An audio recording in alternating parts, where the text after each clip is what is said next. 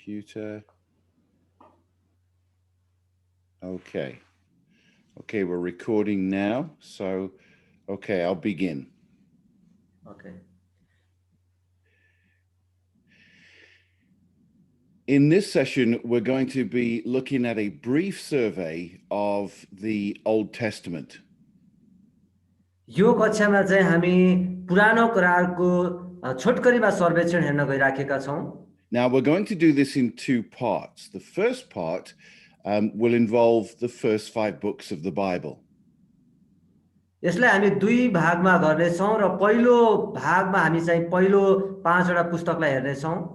And the first 5 books of the Bible are called the Pentateuch, which in Greek simply means 5 books.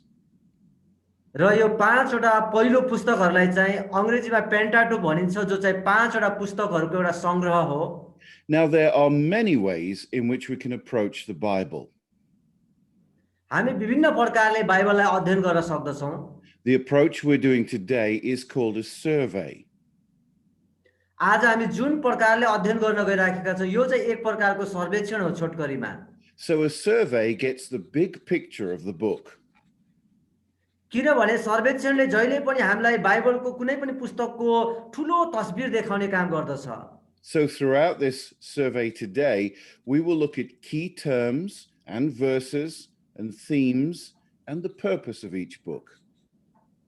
र हामी चाहिँ आज जो सर्वेक्षण गर्न गइराखेका छौं त्यसमा चाहिँ मुख्य त्यहाँको शिक्षा, त्यहाँको मुख्य विषयवस्तु, मुख्य पदहरू, मुख्य व्यक्तित्वहरूको बारेमा हामी अध्ययन गर्ने छौं। And then at a later date, we can go further into more detail about each book of the Old Testament. र त्यसपछि हामी पछिल्ला कक्षाहरूमा चाहिँ प्रत्येक पुस्तकको बारेमा एकदम विस्तृत रूपमा अध्ययन गर्ने छौं। But the most important thing about an Old Testament survey is that we see how Christ is revealed. र यो पुरानो करारको सर्वेक्षण चाहिँ एकदमै महत्त्वपूर्ण कुरा के छ भने त्यहाँ येशू ख्रीष्ट कसरी त्यसमा देखा पर्नु भएको छ त्यो कुरा चाहिँ हामी त्यहाँ अध्ययन गर्छौं। You see, Christ himself claimed that he was the central theme of the Old Testament. किनभने हामीलाई थाहा छ येशू ख्रीष्ट नै पुरानो करारको एकदमै केन्द्रीय शिक्षा चाहिँ येशू ख्रीष्टको बारेमा नै यसले दिदछ। We find this in Matthew 5 verse 17. यसलाई हामी मत्ती 5 को 17 पदमा पाउन सक्दछौं। यहाँ यसरी लेखिएको छ, व्यवस्था अथवा अगमवक्ताहरूलाई रद्द गर्नमा आएको भन्ने नसम्झ, म ती रद्द गर्न होइन तर पूरा गर्न आए। We also find it in Luke 24 verse 27. र त्यसै गरिकन हामी लुका 24 को हामी चाहिँ 27 पदमा पनि यो कुरालाई हामी भेटाउन सक्दछौं, जो म तपाईहरुको बीचमा यहाँ पढिदिने छु। लुका 24 को 27 पद। So let's approach the first 5 books of the Bible called the Pentateuch. अब हामी चाहिँ नयाँ करार जो पुरानो करारको 5 वटा पुस्तकहरू छन् त्यसको बारेमा अब हामी हेर्दै जाने छौं। Now these first 5 books are also called the Law of Moses. र यो 5 वटा पुस्तकहरूलाई चाहिँ व्यवस्थाको पुस्तक पनि भनिन्छ। Because it is here where God chooses Israel and gives them covenants and promises to keep. किनभने यो 5 वटा पुस्तकमा परमेश्वरले व्यवस्था दिनुभयो, उनीहरुसँग प्रतिज्ञा गर्नुभयो र त्यो प्रतिज्ञालाई पूरा गर्दै जानुभएको कुरा हामी भेटाउँछौं यहाँ। So the first of the 5 books is Genesis that Moses wrote. र 5 वटा पुस्तकहरुमा पहिलो पुस्तक चाहिँ उत्पत्तिको पुस्तक हो जसलाई चाहिँ मोसाले लेखेका हुन्। Now the theme of Genesis is called the beginning of everything. र यो उत्पत्तिको पुस्तकको मुख्य शिक्षा चाहिँ हरेक कुराको सुरुवात हो भन्ने कुरा देखाउँछ। Here we find the beginning of the universe, of man, of woman, of marriage and family and work, of sacrifice, of languages, of race and civilization. किनभने यहाँ हामी चाहिँ सबै कुराको उत्पत्ति भएको देख्दछौं। सारा ब्रह्माण्डको उत्पत्ति, मानिस जातिको पुरुष स्त्री विवाह, परिवार, कार्य, बलिदान, भाषा र एउटा जाति र साथसाथै यो चाहिँ मानिसहरू कसरी विकास हुँदै गयो यो कुरा पनि त्यहाँ लेखिएको भेटाउँछौं। And throughout the whole book there are 2 key phrases that keep coming up called generations or an account. र यो पुरै पुस्तकहरूमा चाहिँ हामी दुईवटा शब्द विशेष गरिकन भेटाउँछौँ जहाँ चाहिँ वंश र तिनीहरूको बारेमा लिएको लेखाको बारेमा भेटाउँछौँ। So you find these phrases, these are the generations of, or this is an account of. किनभने त्यहाँ लेखिएको छ यी जातिहरू हुन् भनेर भनिएको छ, यिनीहरूको यसरी लेखा लिन्छ भन्ने कुरा चाहिँ हामी त्यो पुस्तकमा घरिघरि भेटाउँछौँ। Now, the key people in the book of Genesis are obviously Adam and Eve, the first people, Noah concerning the flood, Abraham and Sarah regarding a covenant, and Isaac regarding a covenant, Jacob too regarding a covenant, and finally Joseph regarding a covenant. So we can see God brings people into an agreement, a covenant with him. र हामी यसमा यो उत्पत्तिको पुस्तकमा मुख्य व्यक्तिहरू चाहिँ हामी विशेष गरिकन आदम र हव्वालाई भेटाउँछौँ जो पहिलो पुरुष र स्त्री हुन्। त्यसपछि नोआ जहाँ चाहिँ जलप्रलय भएको थियो, अनि अब्राहम र सारालाई देख्दछौँ तिनीहरूसँग करार बाँध्नुभयो, इसाकसँग करार बाँध्नुभयो, याकुबसँग करार बाँध्नुभयो र युसुफसँग पनि परमेश्वरले करार बाँध्नुभयो। यसको प्रकारले उनीहरूको जीवनलाई हामी त्यहाँ देख्न सक्छौँ। Now, Christ is seen in the book of Genesis in a wonderful way. For instance, in Adam, he is seen as the new creation that Paul talks about in the New Testament.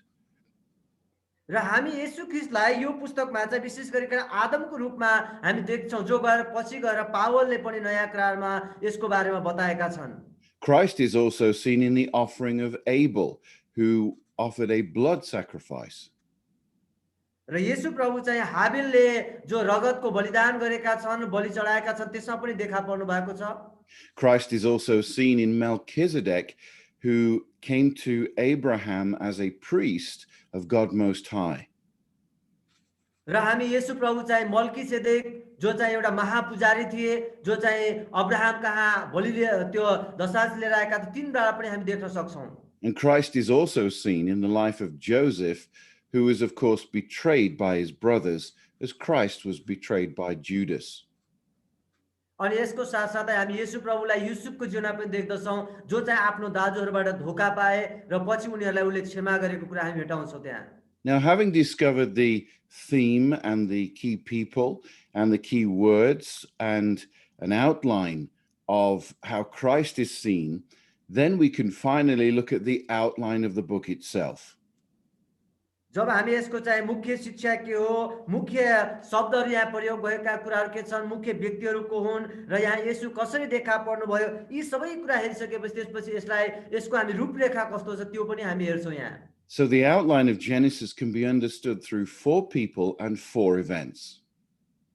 र यो पुस्तकको रूपरेखालाई चाहिँ चारवटा व्यक्तिहरू र चारवटा घटनाहरूको बारेमा हामी तुलना गरेर हेर्न सक्छौँ यहाँ।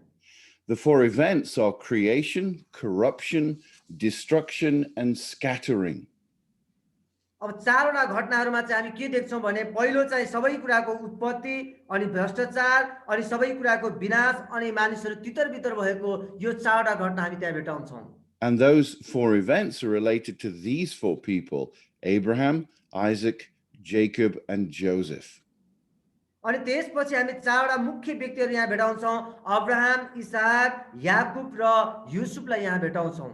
Now, this concludes the quick, brief survey of the book of Genesis, and this is the way we will look at the other 4 books of the Pentateuch. यस प्रकारले हामी उत्पत्तिको पुस्तकलाई एकदमै छोटकरीमा हामीले सर्वेक्षण गरेका छौँ र यही तरिकाले हामी बाँकीको चारवटा पुस्तकहरूलाई पनि सर्वेक्षण गर्नेछौँ, अध्ययन गर्नेछौँ। So when we look at the second book, the book of Exodus, we again find that Moses wrote this book.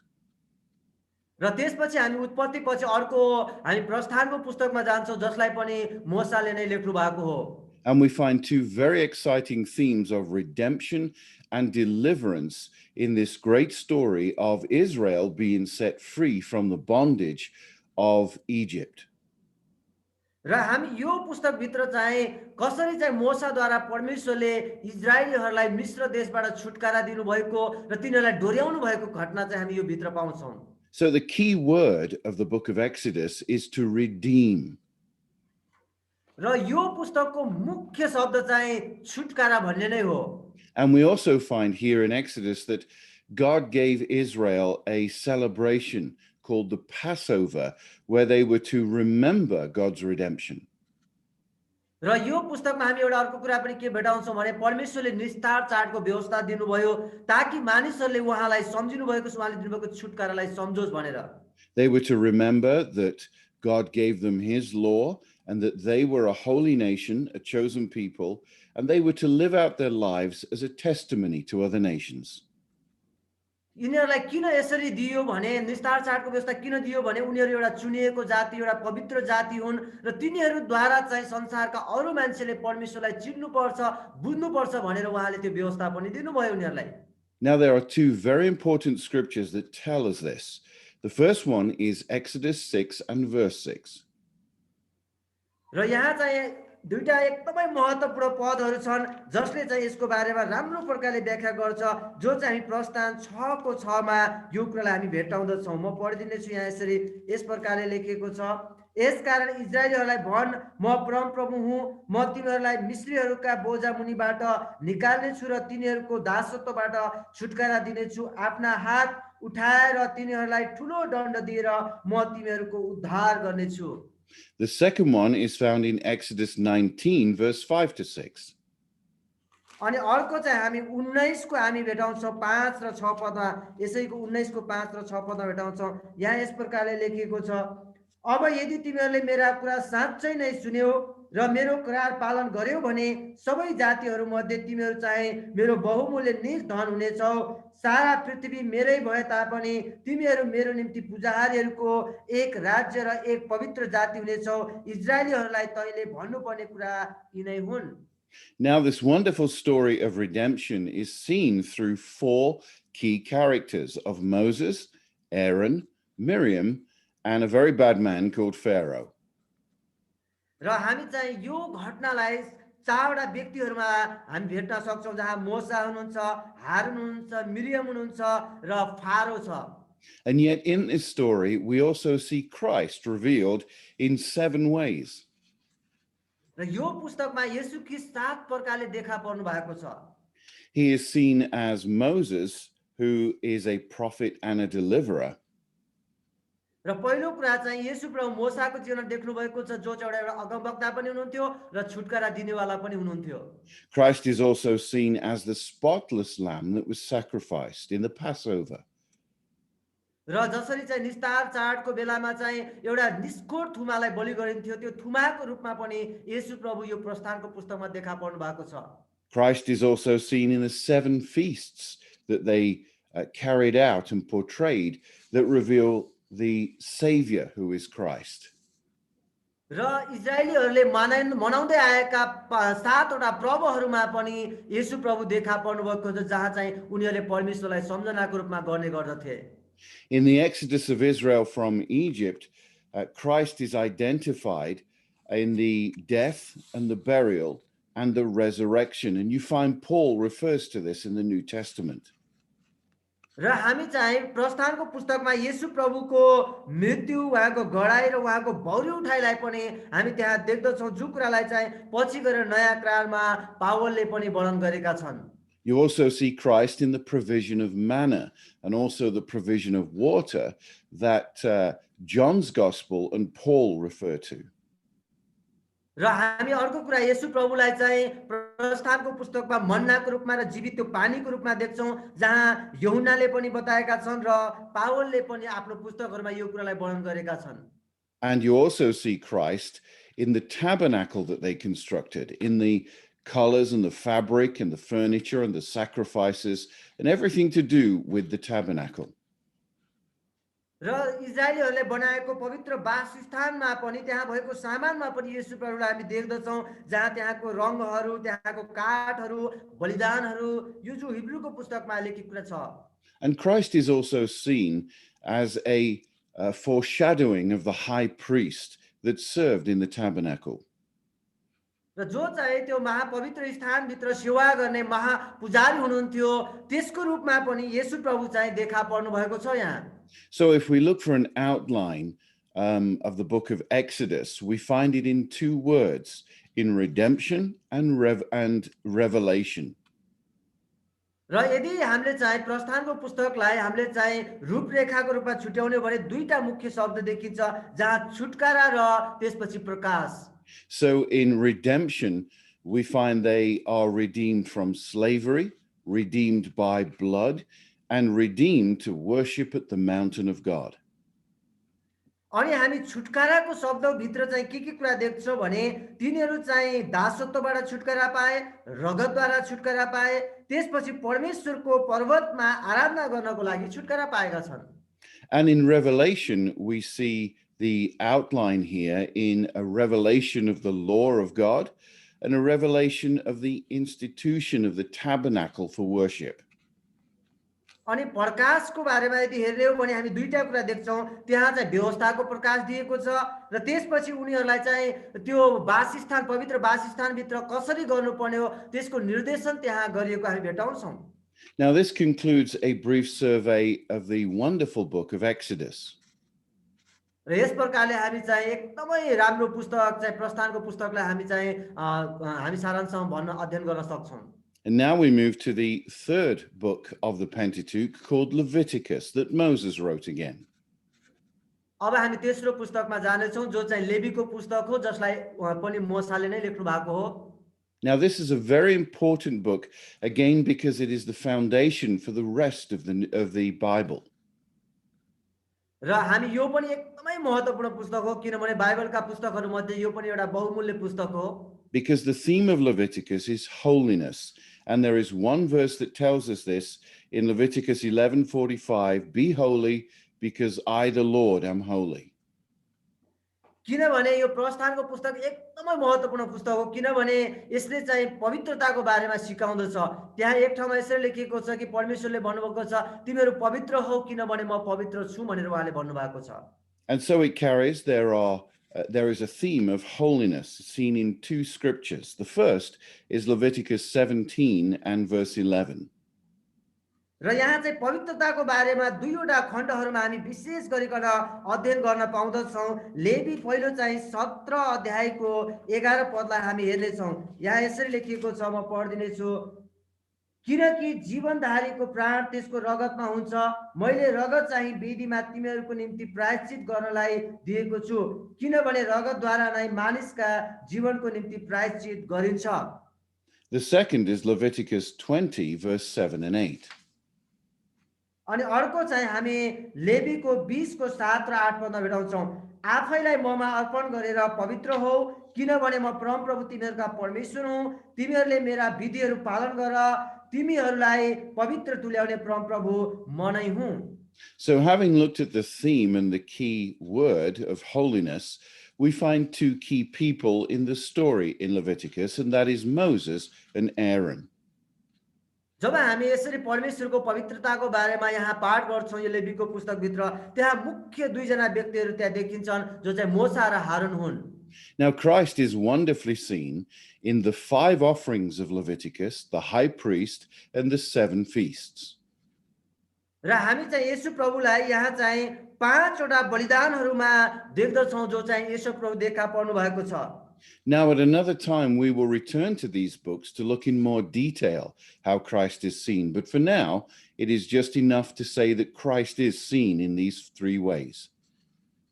र अब पछिल्ला दिनहरूमा चाहिँ हामी यसको बारेमा एकदम विस्तृत अध्ययन गर्नेछौँ। तर अहिलेको लागि येशू कहाँ देखा पर्नु भएको छ त्यति मात्र जान्नु नै ठुलो कुरा हो अहिलेलाई। And so an outline of the book of Leviticus can be understood in 2 words, in sacrifice and in sanctification, which means declaring something holy. र यसलाई चाहिँ जब हामी रूपरेखाको रूपमा दुईटा शब्दमा राखेर यसलाई हामी छुट्याउँछौँ लेवीको पुस्तकलाई बलिदान र शुद्धिकरण हो जहाँ चाहिँ पवित्रताको घोषणा गर्ने भन्ने शब्द लाग्छ। So in sacrifice, we see the laws of sacrifice, the laws of the priests, and the laws regarding purity, and the laws regarding atonement or forgiveness. जब हामी बलिदानको कुरा गर्छौँ बलिदानको कुराभित्र चाहिँ 4वटा कुराहरू पर्दछन् जहाँ चाहिँ हामीलाई परमेश्वरको नजिकमा जाने व्यवस्थाको बलिदानको कुरा छ र त्यसै गरिकन हामीलाई चाहिँ पुजारीको व्यवस्था दिएको छ, शुद्ध हुने व्यवस्था दिएको छ र प्रायश्चितको व्यवस्था पनि त्यहाँ दिएको छ। And then in sanctification, or declaring something holy, we see the sanctification of God's people, God's priests, worship, the whole land of Canaan, and of the vows that Israel took with God. अनि इजरायलीहरूले शुद्धिकरणको बारेमा जो वहाँ कुरा गरिएको छ, त्यहाँ चाहिँ हामी देख्दछौँ उनीहरू चाहिँ परमेश्वरको मानिसको रूपमा शुद्ध हुनुपर्ने, परमेश्वरको पुजारीको रूपमा आराधनाको लागि र त्यो कनान देशको भूमिलाई शुद्ध गर्ने कुरा र उनीहरूले जो शपथ खान्छन् त्यसको बारेमा पनि शुद्धिकरणको कुरा त्यहाँ लेखिएको छ। So this concludes the brief survey of the book of Leviticus. र यसरी चाहिँ हामी लेवीको पुस्तकलाई सारांशमा हामी चाहिँ लेख्न सक्छौँ, अध्ययन गर्न सक्छौँ।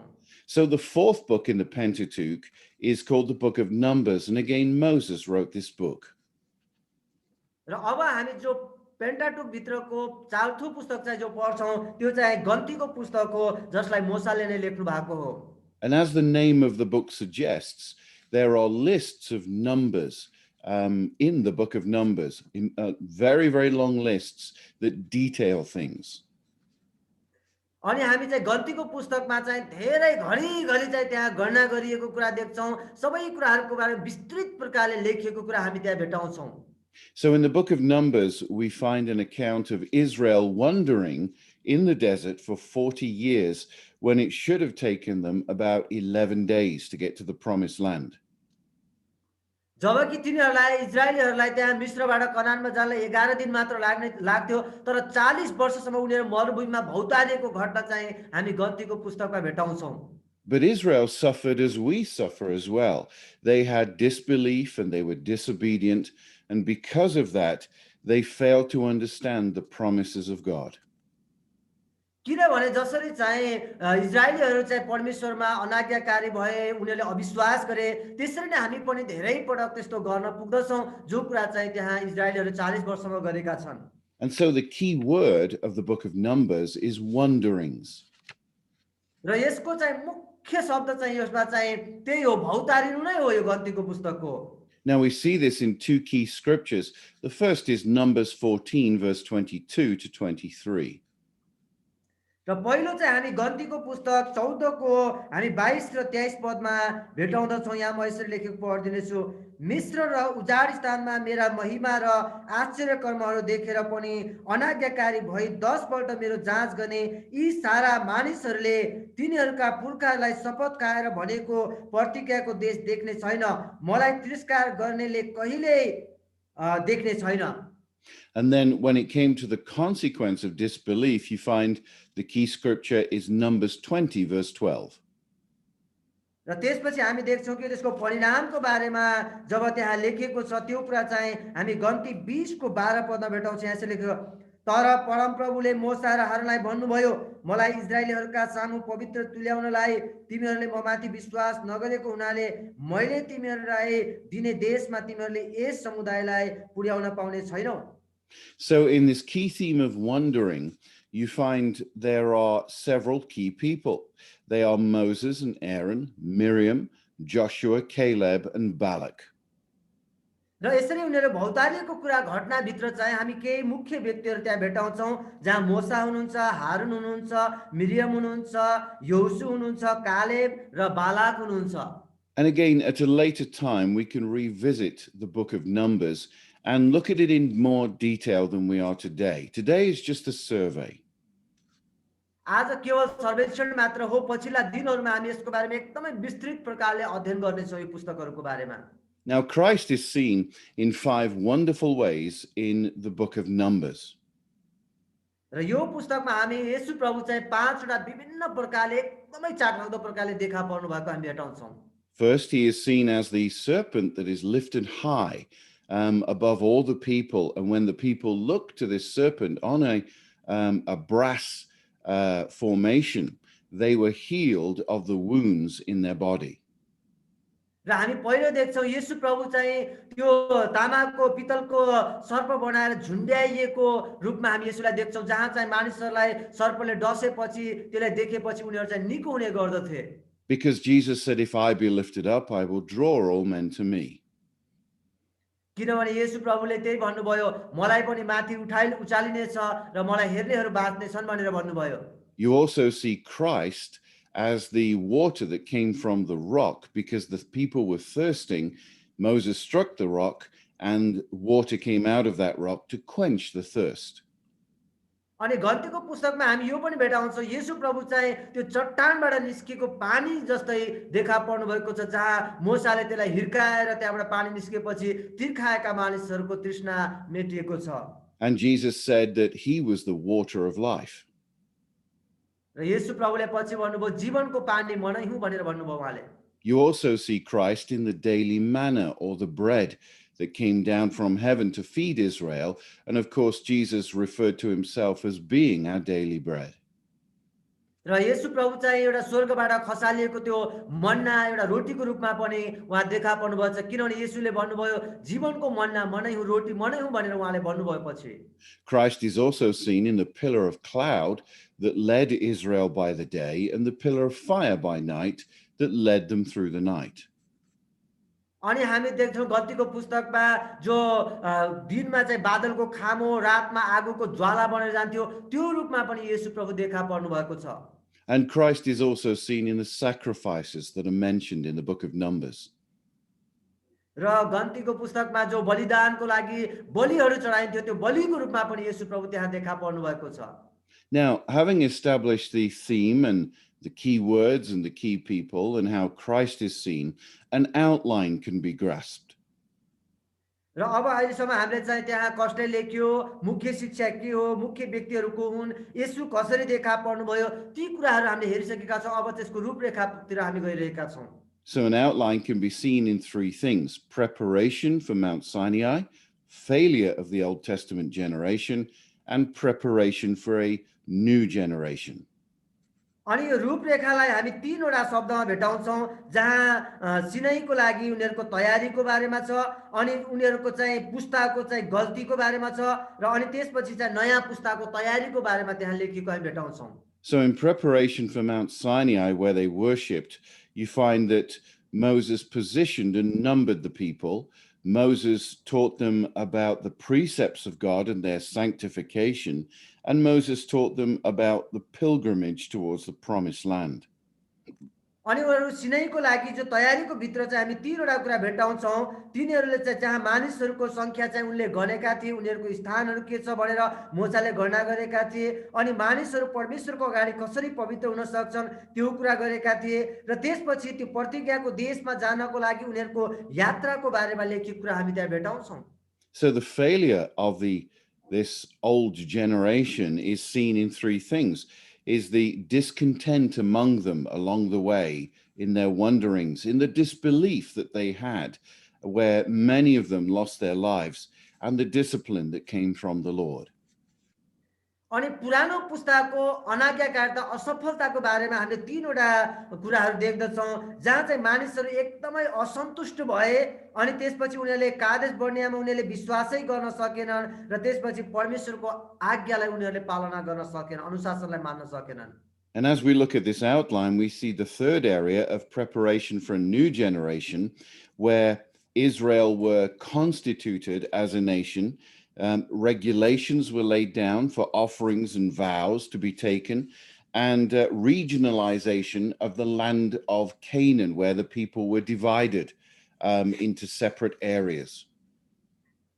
अनि जब हामी चाहिँ नयाँ पुस्ताको तयारीको बारेमा जब अध्ययन गर्छौँ, त्यहाँ चाहिँ हामी देख्दछौँ कि कसरी उनीहरूलाई फेरि पुनः व्यवस्था गरिएको कुरा, उनीहरूलाई नयाँ प्रकारले व्यवस्था गरिएको छ, उनीहरूलाई भेटी दिने कुराहरू, शपथ खाने कुराहरू गरिएको छ, र उनीहरूको चाहिँ भूमिहरू क्षेत्रहरू चाहिँ व्यवस्थित गरिएको कुराहरू हामी त्यहाँ भेटाउँछौँ। Now, this concludes the brief survey of the fourth book of the Pentateuch. र यस प्रकारले हामी चौथो पुस्तकलाई पनि सारांशमा हेर्न सक्छौँ। And again, we will revisit this book at another time in more detail. र पछि पनि हामी यो पुस्तकहरूको बारेमा एकदमै विस्तृत रूपले पछि हामी अध्ययन गर्ने नै छौँ यो बारेमा। And so we approach the final book of the Pentateuch called Deuteronomy. अब हामी चाहिँ यो पाँचवटा पुस्तकहरू मध्ये अन्तिम पुस्तकमा आएका छौँ, जो चाहिँ व्यवस्थाको पुस्तक हो। Now, undoubtedly, Moses wrote this book as well, and its main theme is remembering so we do not forget. र यसलाई पनि व्यवस्थाको पुस्तक पनि मोसाले नै लेख्नु भएको हो, र यहाँ चाहिँ सम्झिराख्नु र कहिल्यै पनि नबिर्सिनु भन्ने चाहिँ मुख्य शिक्षा छ। Now, this book is very important to the story of the whole of the Old Testament. र यो पुस्तक चाहिँ पुरै पुरानो करारको पुस्तकको चाहिँ एकदमै महत्त्वपूर्ण पुस्तक हो। If you can imagine that Israel had left Egypt, gone 40 years through the desert wandering, and now they are on the edge of entering the promised land. किनभने इजरायलीहरू चाहिँ मिस्रबाट छुटकारा पाएर आएका छन्, 40 वर्षसम्म मरुभूमिमा भौतारिएका छन्। अब एकदमै प्रतिज्ञाको देशको नजिकमा तिनीहरू आइपुगेका छन्। And almost like a parent over his children, Moses brings Israel to a place of remembering all the promises of God, all the covenants, all the sacrifices, all the sanctification before they enter into the promised land. र यहाँ चाहिँ मोसाले चाहिँ उनीहरू चाहिँ जो उनीहरूका पुराना पुस्ता बितिसक्यो, अब नयाँ पुस्ताहरू चाहिँ कनान देशमा प्रवेश गर्नुभन्दा अगाडि परमेश्वरले दिनुभएका प्रतिज्ञाहरू, उहाँको व्यवस्थाहरू, उहाँका नियमहरू, कानुनहरूलाई चाहिँ सम्झिराखो, नबिर्सुन् भन्ने चाहिँ उनले यहाँ व्यवस्थाको पुस्तकमा लेखिरहेका छन्। And so before they enter the promised land, the whole of Israel renew their vows to God.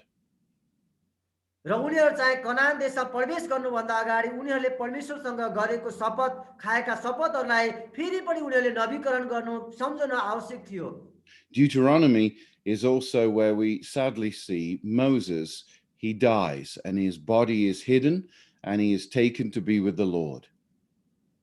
र हामी देख्दछौँ यो व्यवस्थाको पुस्तकको अन्त्यतिर चाहिँ मोसा मर्छन्, उनको शरीर चाहिँ हराउँछ, कसैले पनि भेटाउँदैन, हामी त्यहाँ भेटाउँछौँ त्यस्तो।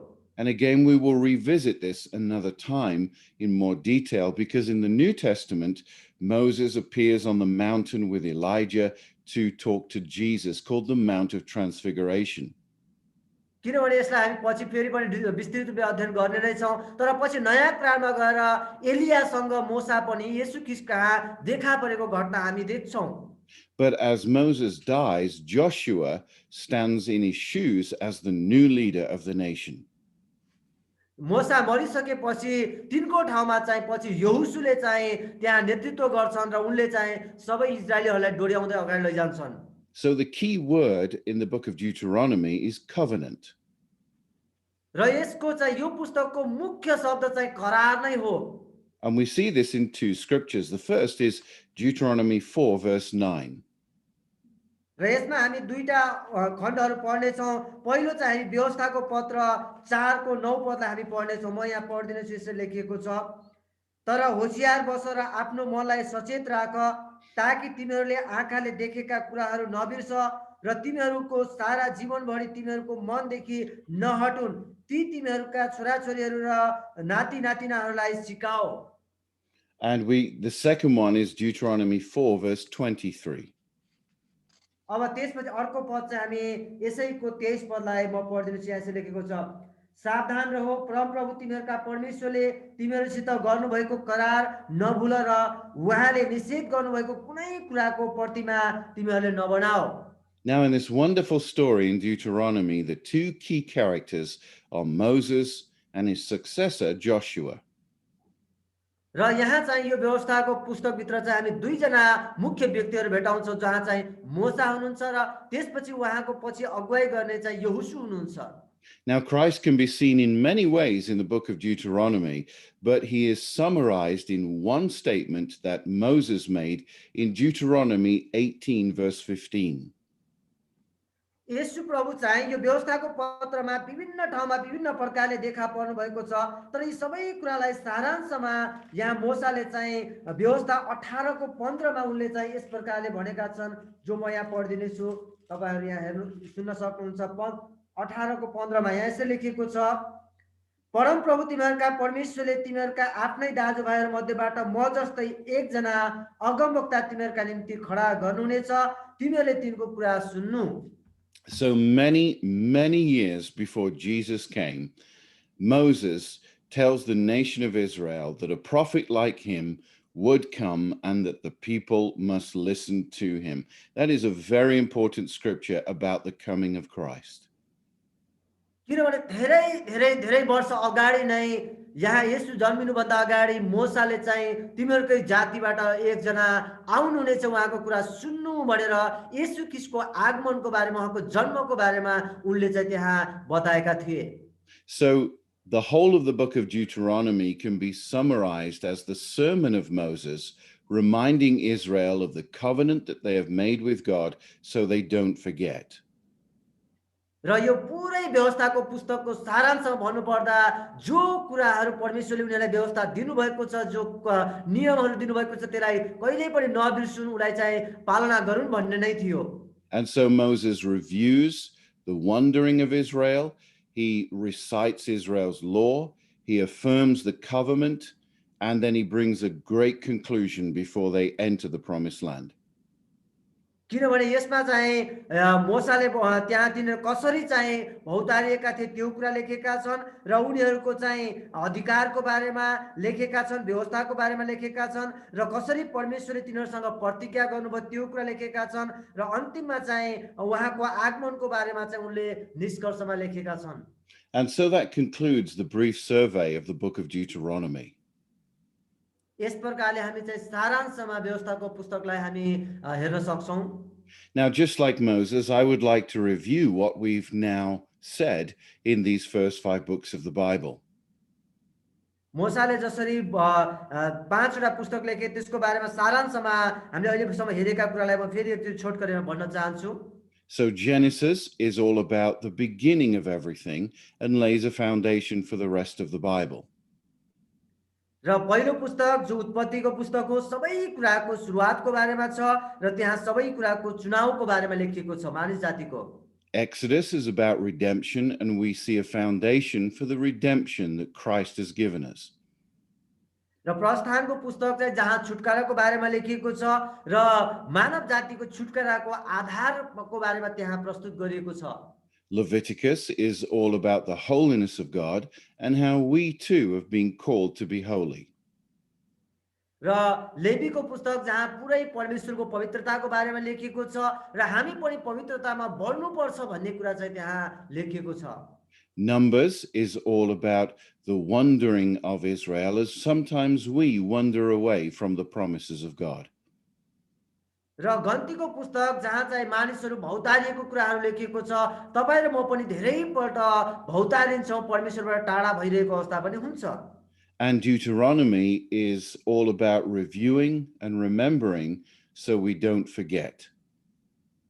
र व्यवस्थाको पुस्तक चाहिँ सबै कुराको समीक्षा गरिएको कुरा छ, परमेश्वरको व्यवस्थालाई पुनः अध्ययन गर्ने, मनन गर्ने, सम्झिने कुरा त्यहाँ लेखिएको छ।